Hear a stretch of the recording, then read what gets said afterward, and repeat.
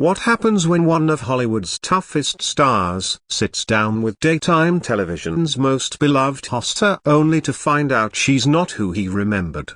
When Mark Wahlberg appeared on the Drew Barrymore Show to promote his latest film, he expected an easy interview.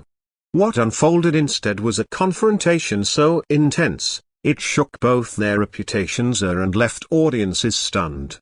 It began like any other morning at the studio in New York. Mark had flown in from Boston to discuss his new gritty crime thriller, a project already earning Oscar buzz. The interview with Drew was scheduled as the lightest stop on his press tour, a feel-good chat with an old friend. He arrived early, dressed casually in dark jeans and a black tee under a leather jacket, confident and relaxed. The team greeted him warmly. Coffee, pastries, cheerful energy, it all felt routine. The makeup artist, Sarah, touched up his face as they chatted. "Drew's really looking forward to seeing you," she said with a smile. Mark had done her show twice before. Both times had been pleasant, even fun. But this time, something was off. During the pre-interview meeting in Drew's office, the vibe shifted immediately. Her smile was stiff, eyes glued to her phone. She didn't stand to greet him.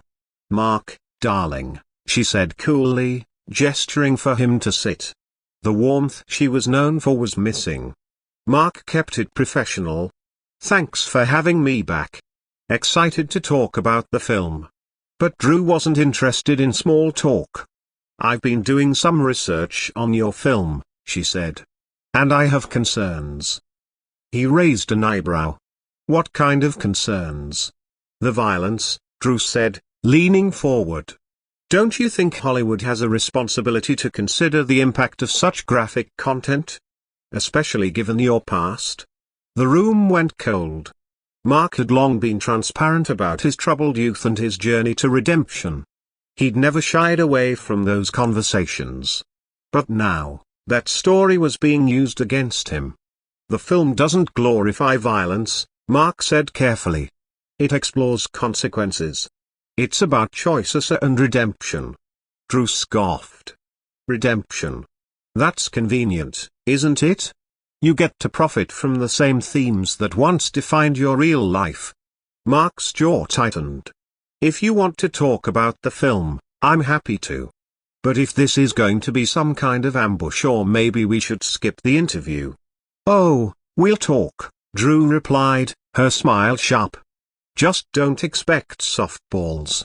Mark stood, his instincts on high alert. "If you're coming at me with an agenda, let's be clear about that now." "This is journalism, Mark," she said flatly. "You host a daytime talk show, Drew. You're not Bob Woodward." The jab landed. Her face flushed. "You think you're too good for daytime television?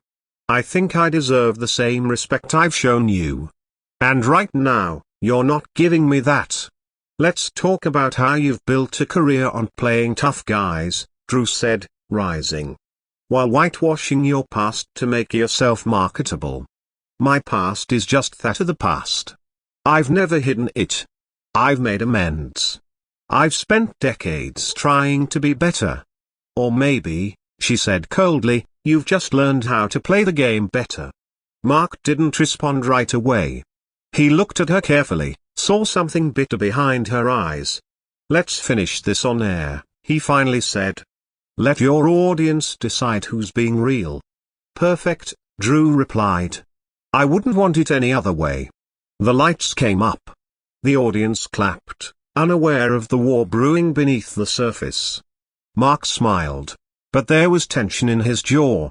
Drew greeted him with her usual energy, but Mark could now see through it. It was all performance. "So, Mark," Drew said, her voice bright and biting. "Your new film pretty violent, huh? It's a crime thriller. It reflects reality. Reality like the one you lived? You know, the one that landed you in jail?" A few audience members shifted in their seats. This wasn't what they expected. Mark's tone was steady. "I've talked about my past many times. I was a kid. I made mistakes. And I paid for them. 30 years ago, Drew said, leaning forward. And yet here you are, glorifying that same behavior on screen. Isn't that hypocritical? Mark narrowed his eyes. The movie doesn't glorify anything. It shows consequences. Maybe you should watch it before passing judgment. Oh, I watched it, she said. And it's just Mark Wahlberg playing another thug. Seems like you can't escape your past. What's your point, Drew? Are actors not allowed to play roles anymore? Are you saying people can't change? I'm saying, Drew snapped, some people don't change. They just get better at hiding. Mark stood. His chair scraped loudly across the floor. Excuse me. But Drew pressed harder. Did I strike a nerve? Is the tough guy act just that to an act? Or are you still the same person who committed hate crimes? The audience gasped. Silence fell. Mark turned back, his voice low. I've never hidden from my mistakes. I've tried to help others avoid the same path. You don't get to turn my honesty into a weapon. Honesty, Drew said with a bitter laugh. Or just a good narrative? Mark raised his voice. I've mentored kids, supported communities, worked to be better. You don't know anything about that. You're too busy tearing people down. Drew's face twisted. Maybe some people don't deserve redemption. Mark's voice softened. Then what hope does anyone have? She didn't answer. The studio was silent.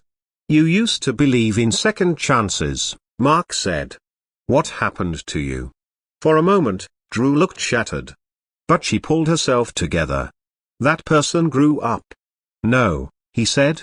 That person had heart. This person. I don't recognize. Mark picked up his jacket, then paused. You know what? I'm not done. He turned.